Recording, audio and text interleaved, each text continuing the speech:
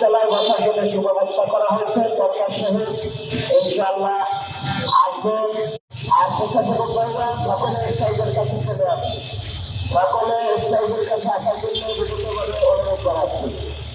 আর মা বোনদেরকে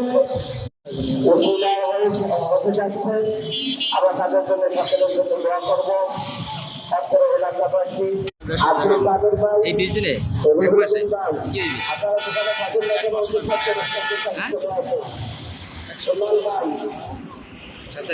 দোকানে আসুন, চলে আসুন। আমাদের